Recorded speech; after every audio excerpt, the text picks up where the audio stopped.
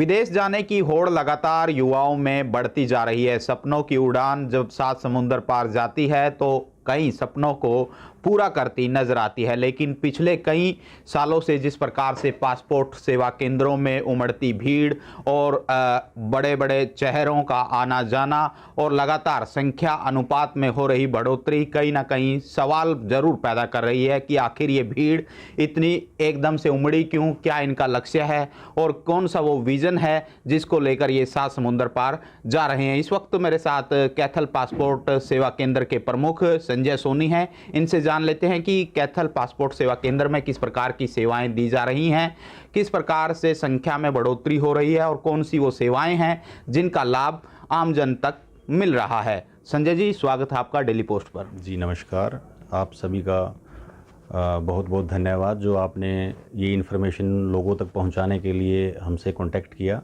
देखिए, मैं आपको ये बताना चाहता हूं कि हमारे पास अप्रोक्सीमेटली लगभग 70 से 80 पासपोर्ट डेली बनते हैं, जिसके अंदर 10 पीसीसी होती है, मतलब पुलिस क्लियरेंस सर्टिफिकेट। उसके अलावा 70 पासपोर्ट हमारे पास डेली बनते हैं। हमारे पास आप ये हिसाब लगाओ, भट्टू, सिरसा, पानीपत, संगरूर तक के लोग आते हैं। मतलब हम कैथल मेन पासपोर्ट ऑफिस में आपको पूरे हरियाणा में सबसे ज़्यादा एप्लीकेशन मिलेंगी। पूरे हरियाणा में सबसे ज़्यादा पासपोर्ट यहाँ बनते हैं। वजह एक तो यहाँ पे 20 दिन की वेटिंग मिल रही है आपको। आप अम्बाला लोगे, चंडीगढ़ लोगे, कहीं भी लोगे तो आपको 1.5 से 2 महीने की वेटिंग मिलेगी।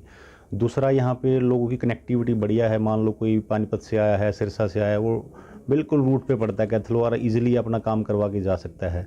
तो आपको एक चीज़ नोट करनी पड़ेगी सर, हमारे पास जो पासपोर्ट बन रहे हैं 70 से 80 डेली, उसके अंदर बड़ा ही चिंता का विषय है। मतलब 30 से 40% जो पासपोर्ट बन रहे हैं वो युवाओं के बन रहे हैं, मतलब बिलो 30 ईयर, 18 से लेकर 30 साल तक के।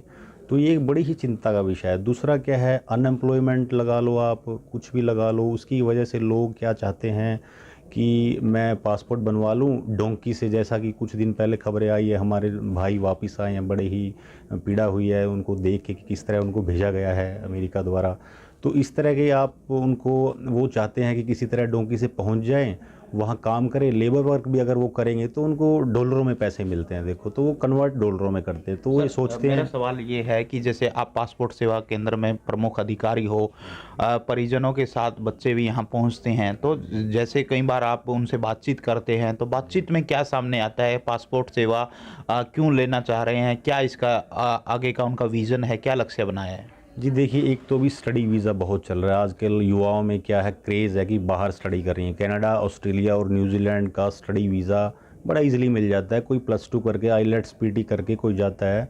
तो उस तरह के जो यंगस्टर है वो भी हमारे पास बहुत ज़्यादा आ रहे हैं। उनको क्या होता है, 3 साल का वर्क परमिट मिल जाता है वहाँ स्टडी वीज़ा के साथ, साथ में वो स्टडी करते हैं, साथ में वो पैसे कमाते हैं। तो इस तरह का लोगों में रुझान है कि हम विदेश में डिग्री भी लेके आएंगे और साथ में एक अच्छी अर्निंग लेके आएंगे और हमारे पास एक फ़ॉरेन की डिग्री का ठप्पा होगा। इस तरह के हमारे पास जो गार्डियंस के साथ बच्चे आते हैं बिलो 18 ईयर आफ्टर +2, तो उस तरह के काफ़ी लोग हमारे पास आते हैं। सर, यदि बात की जाए कैथल जिले की 2024-25 में, यदि आंकड़ों की बात की जाए, आंकड़ों पर ध्यान दिया जाए तो कितना आंकड़ा है जो पासपोर्ट सेवा केंद्र पे सेवा ले चुका है?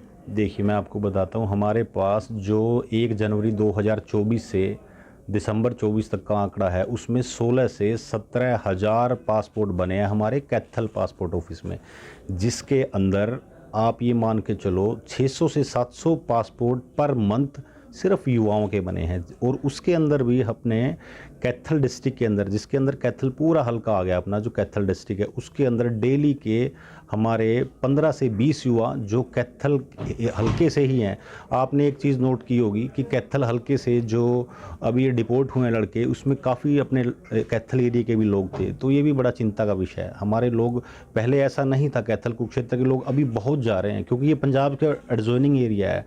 और दूसरा क्या है, इसमें ईजिली हम, जैसे आप चंडीगढ़ से एक्सेस ले सकते हो सेंटर का, कहीं भी आपने कोई डिग्री के लिए फ़ीस भरनी है यूनिवर्सिटी की, तो आप चंडीगढ़ कुरुक्षेत्र वो लेके, तो कैथल एरिया बहुत ज़्यादा रुझान है अभी लोगों में, युवाओं में। बड़ी ही चिंता का विषय है।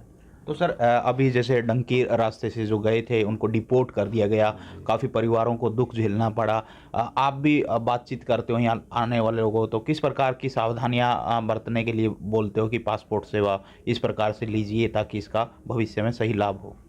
देखिए, पासपोर्ट तो एक अधिकार है, हर नागरिक का अधिकार है। अपना हिंदुस्तान में कोई भी नागरिक पासपोर्ट बनवा सकता है, लेकिन पासपोर्ट का मतलब ये नहीं है कि आप उसको डोंकी के लिए यूज़ करो, आप एजुकेशन के लिए यूज़ करो, आप घूमने जाओ, आप बिज़नेस पर्पज़ से जाओ। हमारे पास जो पासपोर्ट बनते हैं उसमें 10 से 20% ही लोग ऐसे हैं जो बिज़नेस पर्पज़ से या टूरिस्ट पर्पज़ से, जैसे कोई कपल्स है हनीमून पर्पज़ से जाते हैं। अदरवाइज़ तो मैक्सिमम ऐसे लोग हैं जो डोंकी के लिए अपना पासपोर्ट बनवाते हैं और अपने भविष्य को दांव पे लगाते हैं। मेरा यही कहना है लोगों से कि जाइए, आप अपनी स्किल वर्कर के हिसाब से जाइए, अपना कोई ऐसा अपना काम सीखिए जिसकी वजह से आपको फ़ौरन में आपकी डिमांड हो, ना कि आपको डोंकी से बाहर जाना पड़े। अभी जो अब एक बड़ी सवाल ये भी उमड़ता है कि विदेश मंत्रालय जब दोनों देशों के बीच में बातचीत होती है, तनाव होता है, तो कई बार क्या होता है, नकली पासपोर्ट का जो प्रचलन है इस बीच में हो रहा है। कुछ एजेंट हैं, कुछ और अधिकारियों के संपर्क में होते हैं, तो नकली पासपोर्ट बनते हैं, तो कैसे पहचान करें इसे? देखिए, मैं सभी जो श्रोता हैं, जो देखने वाले हैं, उनको यही कहना चाहूँगा कि किसी भी पासपोर्ट को बनवाने के लिए आपने किसी भी एजेंट के चक्कर में नहीं पड़ना है। आप खुद, आजकल तो देखिए सब सोशल मीडिया से अटैच हैं, सभी टेक्नोलॉजी वाइज साउंड है।